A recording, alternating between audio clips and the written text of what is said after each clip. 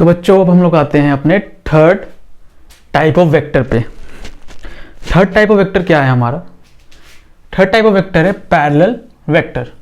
नाम से क्लियर है, हम लोग मैथमेटिक्स में बहुत बार पढ़ चुके हैं बचपन में, 7 क्लास 8 क्लास में पैरेलल क्या होता है, और अभी तक कुछ ना कुछ क्वेश्चन मिल ही जा रहा है। तो लाइन्स पैरेलल हैं। पैरेलल का मतलब पता है कि अगर दो लाइन हैं और दो लाइन अगर आगे जाकर इंटरसेक्ट नहीं करेंगी तो वो पैरेलल है ना। तो पैरेलल वेक्टर क्या होता है? ये नया टर्म है पैरेलल वेक्टर। समझना, 3 पॉइंट में इसको डिस्क्राइब कर सकते हैं हम लोग easily. Parallel vectors has same directions, मतलब वैसा वेक्टर्स जिसके डायरेक्शन सेम हो। वो एक प्रॉपर्टी तो हो गई कि पैरेलल वेक्टर की कि डायरेक्शन सेम होनी चाहिए, है ना। 2 या 2 से ज्यादा भी हो सकते हैं पैरेलल, 2, 2, 3, 4, 5, 6, 10, 20, 1000, करोड़, कितने भी हो सकते हैं पैरेलल वेक्टर, ठीक है। ओके, दे may represent different physical quantities. ये बहुत रोचक बात है, अलग अलग फिजिकल क्वांटिटी वेक्टर्स दोनों पैरेलल हो सकते हैं। समझना, समझाते हैं अभी। That's why they can have different units. ये लास्ट 2 पॉइंट अभी समझाते हैं। देखो, मान लो कि एक फोर्स है जो इस डायरेक्शन में लग रहा है और इसका वेक्टर कुछ इस डायरेक्शन में हुआ। मान लो इस फोर्स का यूनिट मान लो 5 न्यूटन है, ठीक है। अब मान लो कि इसी डायरेक्शन में एक और वेक्टर है और वो मान लो कि कोई और क्वांटिटी मान लो क्या एक्सेलरेशन मान लो कि 30 मीटर पर सेकेंड स्क्वायर, ये एक्सेलरेशन है। अब देखो दोनों वेक्टर है, दोनों वेक्टर पैरेलल है, क्लियरली दिख रहे हैं, आगे जाके इंटरसेक्ट नहीं करने वाली है। ओके, ये फोर्स है और ये एक्सेलरेशन है, दोनों की यूनिट अलग है, यहां तक कि दोनों का मैग्नीट्यूड भी अलग अलग है, फिर भी ये हम कंसीडर करेंगे कि ये पैरेलल वेक्टर्स है। तो बड़ी रोचक बात है कि they may represent different physical quantity, they can have different units. Unit देखो, इसका यूनिट क्या है न्यूटन, इसका यूनिट क्या है मीटर पर सेकेंड। दोनों का यूनिट अलग है, दोनों का फिजिकल क्वांटिटी भी अलग अलग है, फिर भी दोनों पैरेलल वेक्टर्स हैं। अब बात आती है कि क्या दोनों का फिजिकल क्वांटिटी डिफरेंट ही होना चाहिए? नहीं। ऑफ कोर्स अगर ये 5 न्यूटन है या 50 न्यूटन है और नीचे भी 100 न्यूटन हो सकता है और ये दोनों पैरेलल हो सकते हैं, जरूरी नहीं है कि दोनों अलग होना चाहिए, सेम भी हो सकते हैं। सेम है तो और अच्छी बात है, बस। ओके, तो पैरेलल वेक्टर समझ में आ गया। मान लो कि अगर ये ऐसा वेक्टर है एक और एक ऐसा वेक्टर है ए और बी, ये पैरेलल है। ऑफ कोर्स ये दोनों का डायरेक्शन सेम है, पॉइंट देखो सेम डायरेक्शन, तो ये दोनों भाई पैरेलल है। कंसीडर, समझ गए। अब आते हैं हमारे फोर्थ टाइप, है ना, फोर्थ टाइप ऑफ वेक्टर पे। जस्ट इसका अपोजिट है, क्लियर, नाम से क्लियर होगा, एंटी पैरेलल वेक्टर्स। समझते हैं इसको भी। एंटी पैरेलल का नाम से क्लियर है कि पैरेलल का जस्ट अपोजिट, तो वही पहला पॉइंट हमारा कहता है anti parallel vectors has opposite directions, मतलब ऐसे वेक्टर्स जिसके डायरेक्शंस एक दूसरे के अपोजिट हो। क्लियर है पॉइंट। दूसरा, they may also represent different physical quantity, बिल्कुल इसके पैरेलल की तरह कि दोनों की फिजिकल क्वांटिटी अलग अलग हो सकती है। तीसरी, that's why they can have different units. Of course अगर फिजिकल क्वांटिटी अलग अलग है तो यूनिट भी अलग अलग हो सकती है। समझते हैं इसको एग्जांपल से। जैसे यहीं पर एग्जांपल ले लेते हैं, जगह काफी है। एंटी पैरेलल का एग्जांपल ले रहे हैं, ठीक है, ये एंटी पैरेलल का। तो ये मान लो कि कुछ और यूनिट बता दो, 30 मीटर पर सेकेंड, है ना। वेलोसिटी ले लेते हैं इस बार, जो कि इस डायरेक्शन में है, और एक और वेक्टर है अलग अलग फिजिकल क्वांटिटी ले लेते हैं। बताओ, मान लो 50 मीटर पर सेकेंड स्क्वायर, ये एक्सप्रेशन ले लिए, तो क्या एंटी पैरेलल है?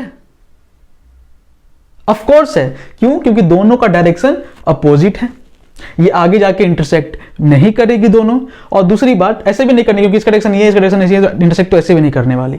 हाँ, दो अपोजिट डायरेक्शन है, तो अपोजिट डायरेक्शन है। They may also represent different physical quantity, ये दोनों अलग अलग फिजिकल क्वांटिटी भी हो सकती है और सेम हो सकती है, तो हाँ सेम भी हो सकती है। क्लियर है। That's why they can have different units, हाँ दोनों की यूनिट डिफरेंट हो सकती है, तो दोनों यहाँ इसकी मीटर पर सेकेंड, इनका मीटर पर सेकेंड स्क्वायर अलग भी हो सकती है। क्या ऐसे हो सकता है कि ये 30 मीटर पर सेकेंड और ये भी 30 मीटर पर सेकेंड? हाँ ऑब्वियसली हो सकता है, ये तो कॉमन सेंस है, ये तो होगा ही होगा, है ना, ऑफ कोर्स होगा। चलो अब रोचक बात क्या है, इंटरेस्टिंग बात क्या है, ये तो चलो कॉमन बात होगी, सब जगह मिल जाएगी। रोचक बात क्या है, सुनना।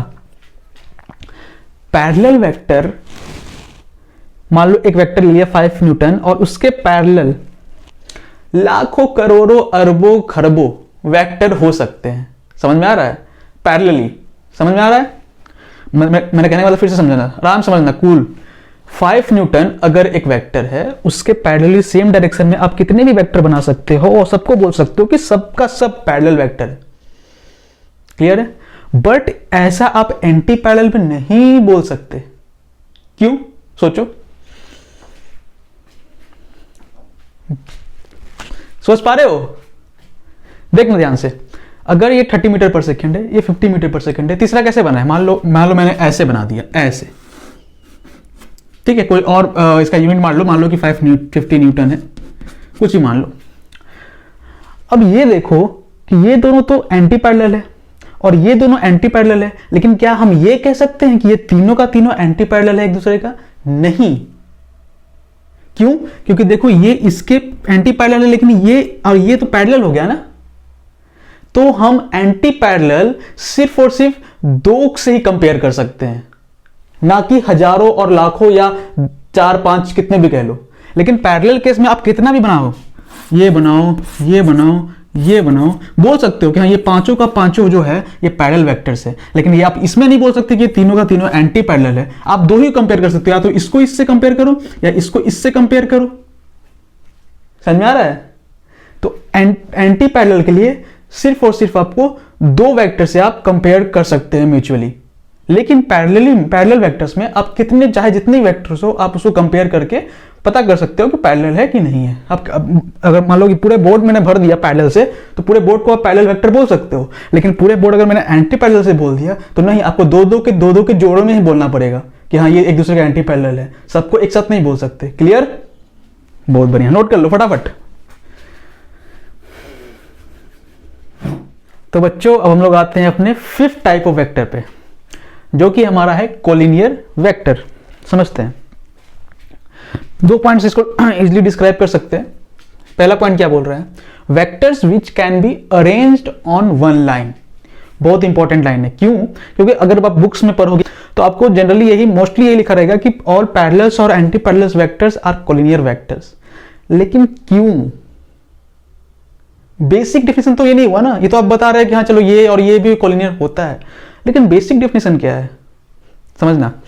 Vectors which can be arranged on 1 line, वैसे वेक्टर्स जिसे हम एक लाइन पे अरेंज कर सकते हैं।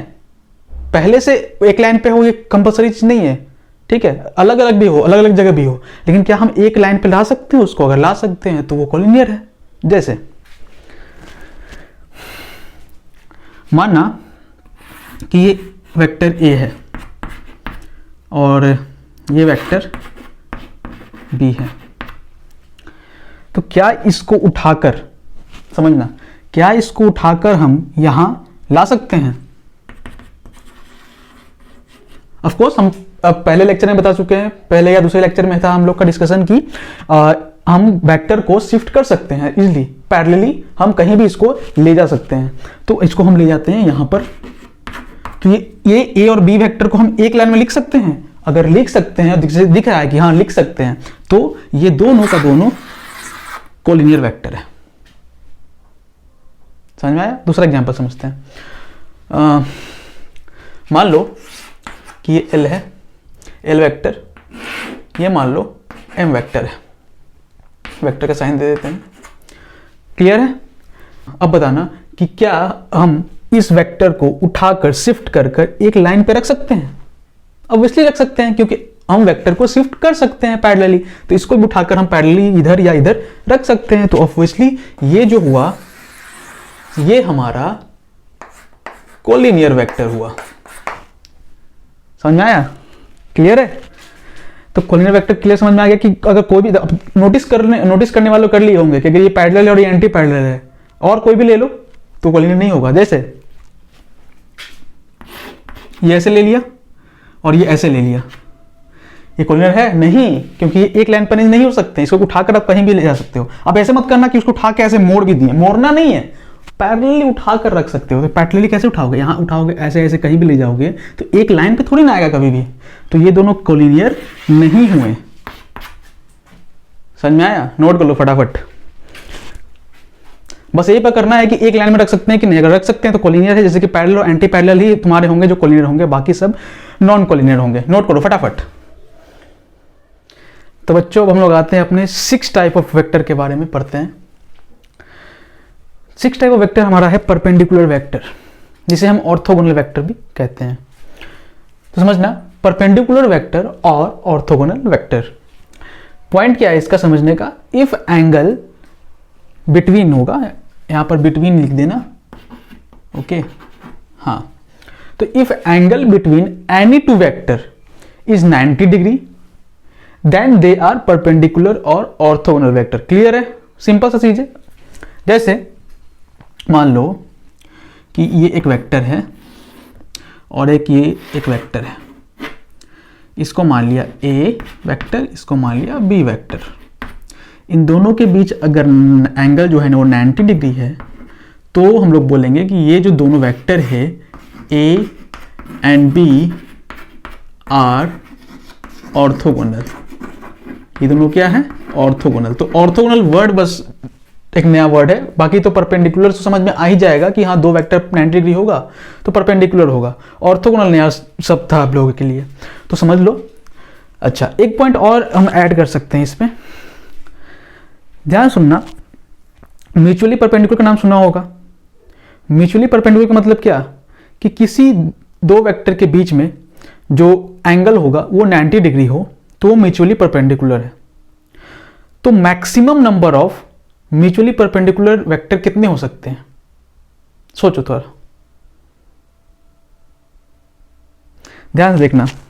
इसको हम समझाते हैं। अगर मान लो कि एक वेक्टर हमने ऐसा लिया, एक वेक्टर लिया ऐसा, ठीक है, और थोड़ा पास आके समझना आएगा आप लोग को। समझ में आ रहा है? एक वेक्टर इस तरह है, एक वेक्टर बिल्कुल इस तरह है। मेरा हाथ से छुप जा रहा है ना, ओके। और तीसरा वेक्टर अगर आपका जो ले लो वो ऐसे ले लो, एक्सिस की तरह। समझ आ रहा है? X axis, Y axis, Z axis. तो ये जेड एक्सिस हुआ, एक्स एक्सिस हुआ, ये वाई एक्सिस हुआ। अब ध्यान से देखना, तो इन दोनों के बीच में एंगल कितना है? 90 डिग्री। इन दोनों के बीच में एंगल कितना है? 90 डिग्री। इवन इन दोनों के बीच में एंगल कितना है? 90 डिग्री। तो मैंने क्या बोला था, म्यूचुअली परपेंडिकुलर उसे बोलते हैं जिनमें किसी दो वेक्टर के बीच में जो एंगल होगा वो 90 डिग्री हो। क्लियर है? अब पॉइंट बहुत शाबाश बच्चे ये बोलेंगे कि सर हम तो इस डायरेक्शन में ले सकते हैं, वो भी 90 डिग्री हो जाएगा। जैसे कि एक और चौक लेना पड़ेगा मुझे, एक सेकेंड जस्ट। हाँ, तो देखना ध्यान से, हम बात कर रहे थे इसकी, ऐसे था ना, कैसे था ये एक्चुअली, एक ऐसे, बड़ा कंफ्यूजिंग है ना, ध्यान समझना। हाँ अब ठीक है, क्लियर है। हाँ, अब कोई महानुभाव बोलेगा कि कोई बच्चा बोलेगा कि सर हम ऐसे भी तो रख सकते हैं, ऐसे रख सकते हैं 90 डिग्री 90 डिग्री 90 डिग्री, 5 हो गया। एक नीचे भी रख सकते हैं, कितने हो जाएंगे, 1 2 3 4 5 हो जाएंगे नीचे रख देंगे तो। लेकिन ऐसे नहीं रख सकते। रीजन सोचना, ध्यान से समझना। ये जो है ये वेक्टर, और अगर तुम ये रख रहे हो ये वेक्टर, दोनों तो एक ही तरह का वेक्टर है। हम अगर हमको यहीं लेना था तो हम इसको उसी को उठाकर यहाँ ले लेंगे। नया अरेंजमेंट होना चाहिए ना, नया अरेंजमेंट होना चाहिए। ये थोड़ी ना कि हम अगर हम एक्सिस इसको हम पीछे करना है तो हम इसको पीछे कर सकते हैं, ठीक है।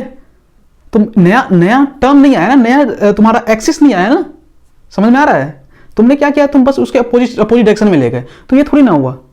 समझ में आ रहा है? ये थोड़ी ना हुआ। इसको तुम इधर से इधर कर दिए, वो थोड़ी ना तुम्हारा ये होगा कि तुमने एक्सिस चेंज कर दिया। एक्सिस तो वही है, ठीक है, बस तुमने एक पॉजिटिव ले लिया तो एक नेगेटिव ले लिया, है तो वही, दोनों एक ही एक्सिस में। एक्सिस चेंज होना चाहिए। अब बात आती है कि कोई बोल सकता है ऐसे भी, कोई और तुम दिमाग लगाएगा, बोलेगा कि सर ऐसे तो रख सकते हैं ना, ऐसे है ना। एक सॉरी, जस्ट थोड़ा पकड़ना मुश्किल हो रहा है। ध्यान से देखना,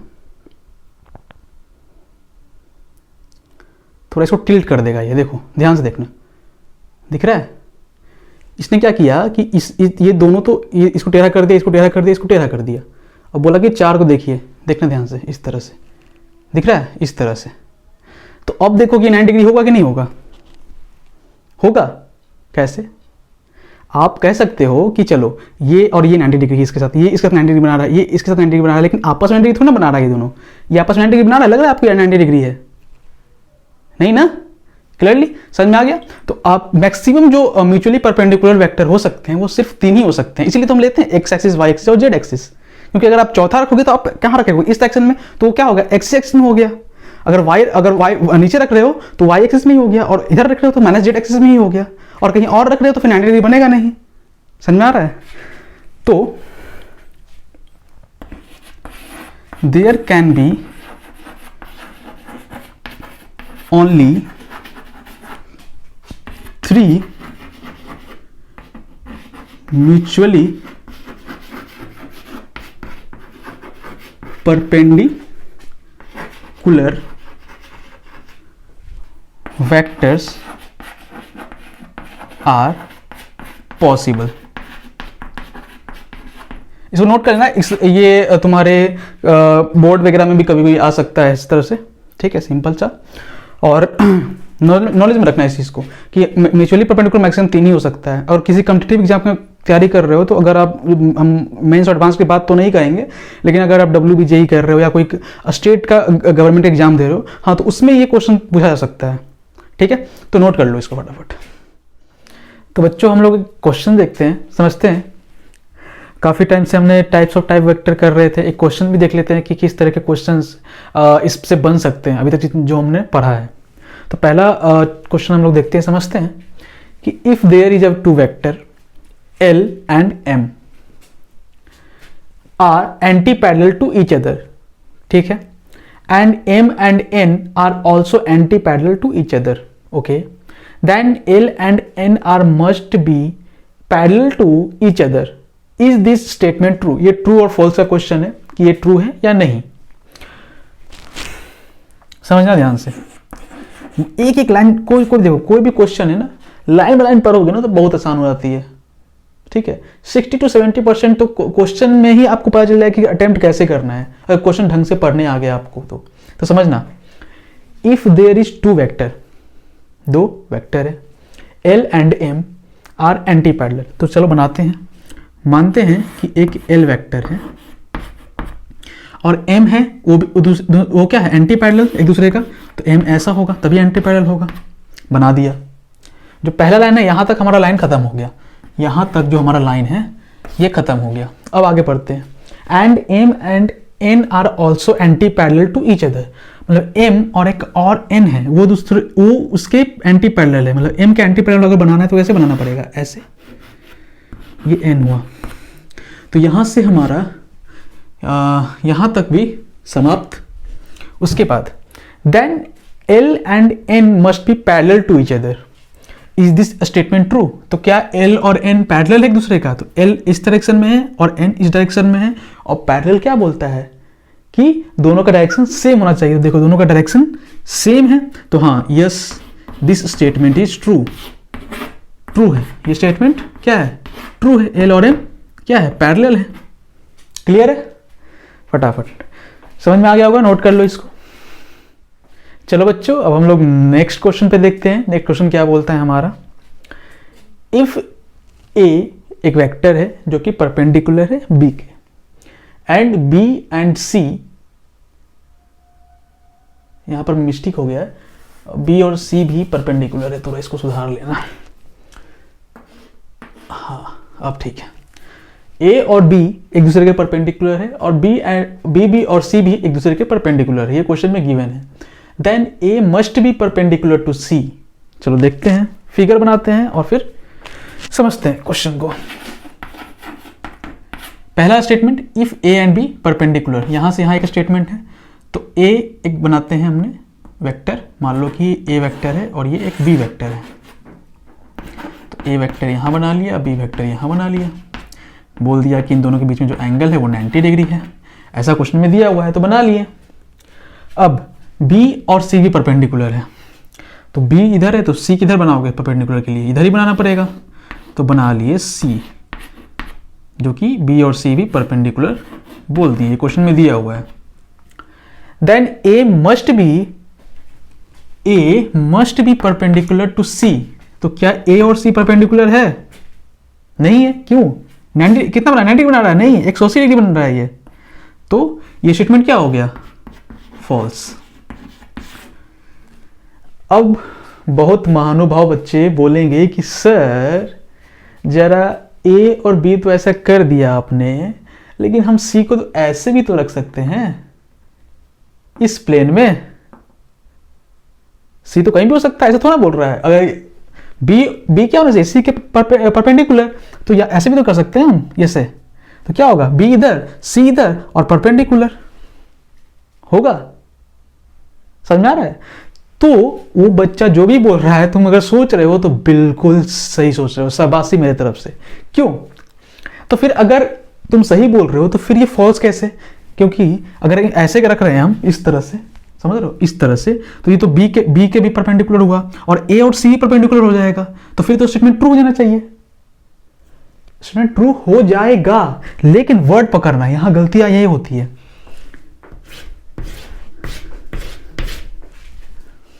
क्या लिखा हुआ है? मस्ट। अगर इसी की जगह में लिखा होता कि ए वेक्टर में बी परपेंडिकुलर टू सी, तो ये ट्रू होता स्टेटमेंट। लेकिन मस्ट क्या कंपलसरी है? नहीं। ऐसे रखा तो हो गया, ऐसे रखा तो कहां हुआ?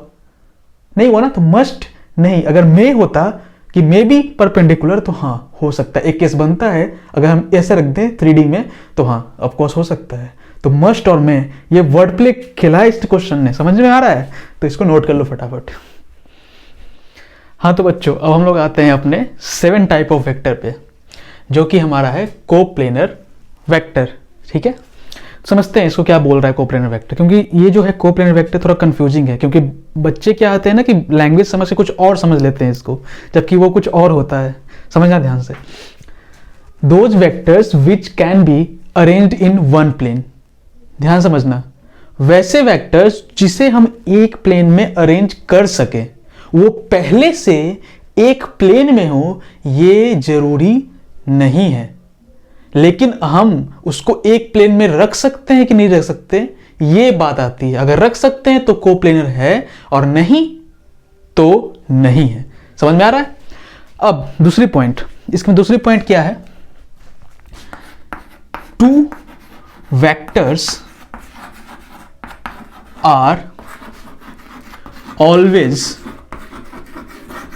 कोप्लेनर। बहुत इंटरेस्टिंग बात है, नोट करना फटाफट। दो वेक्टर हमेशा कोप्लेनर रहेंगे। इसको समझने के लिए हम एग्जांपल लें, समझना ध्यान से। सपोज ये एक पेन है ना, एक पेन है और एक ये पेन है मान लो। ठीक है, दो वेक्टर मान लो, ये ए वेक्टर है, ये बी वेक्टर है। तो ये क्या एक ही प्लेन में है? देखो प्लेन पे जाने के लिए एक प्लेन में है कि नहीं, ऐसा रख दो इसको। अगर टच हो रहा है पूरा सरफेस तो एक प्लेन पे है वो, तो टच हो रहा है, दोनों का दोनों पेन टच हो रहा है एक इससे मेरे पाल्म से, तो ये एक क्या कहेंगे इसे कि एक प्लेन पे है। अब कोई बोलेगा कि सर एक यहां ले लेते हैं, एक यहां ले लेते हैं। अब बताओ अभी एक प्लेन में है कि नहीं है? बताओ। वही मैं बोला कि एक प्लेन में हो या ना हो ये पॉइंट नहीं है, एक प्लेन में रख सकते हैं कि नहीं रख सकते ये पॉइंट है। अब इसको कहीं भी रख दो, ऐसे रख दिया मान लो मैंने, ऐसे तो टच कर सकते हैं इसको, कैसे भी रख दो, कैसे भी रख दो, किसी भी एंगल में रख दो इसको घुमाकर, टच कर सकते हैं ना, टच कर सकते हैं, दोनों पेन को टच कर सकते हैं एक टाइम पे। तो ये इसका मतलब ये हुआ कि ये एक प्लेन पे हमेशा हो सकता है, अरेंज हो सकता है। और बात यही है कि अरेंज कर सकते हैं कि नहीं कर सकते, ये पॉइंट है। पहले वो दोनों किसी भी जगह हो उससे कोई मैटर नहीं करता, उसको रख सकते हैं कि नहीं रख सकते हैं एक प्लेन में, ये मैटर करता है। अब कोई महानुभाव ये सोचेगा कि 3 वेक्टर को भी तो रख सकते हैं सर, 4 को भी तो रख सकते हैं। देखो एक पेन यहां, 2 पेन यहां, बाकी को तुम इधर ले लो, बाकी है, बाकी को तुम इधर ले लो, इधर वेक्टर ले लो। ठीक है, एक वेक्टर इधर ले लो, है ना, इस तरह से ले लो।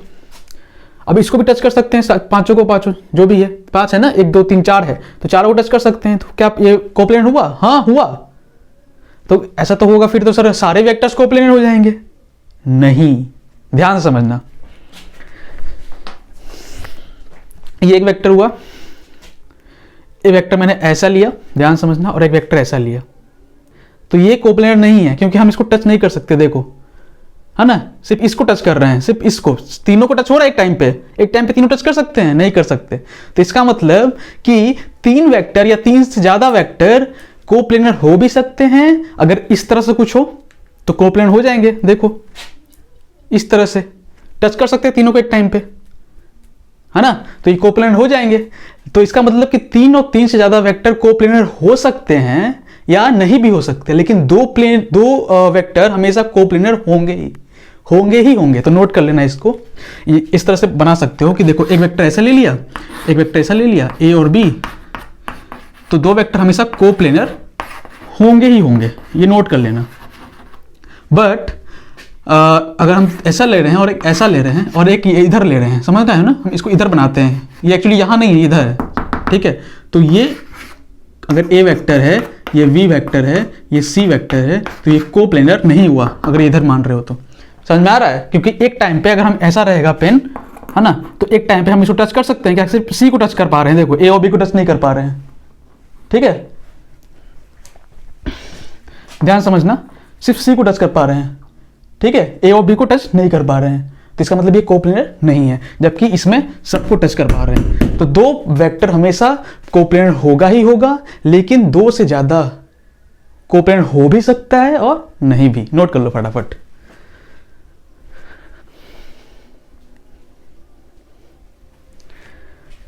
तो बच्चों, हम लोग इतने टाइप्स ऑफ वेक्टर ही पढ़ेंगे। ऐसे वेक्टर्स और भी तरह के होते हैं, जैसे equal vector, unequal vector, like vector, unlike vector, है ना, पोजीशन वेक्टर, डिस्प्लेसमेंट वेक्टर, और भी वेक्टर होते हैं। लेकिन मैं पहले बता चुका हूं कि हम लोग जेई वाले बंदे हैं, हम लोग 98% चीज क्वेश्चन से ही समझेंगे।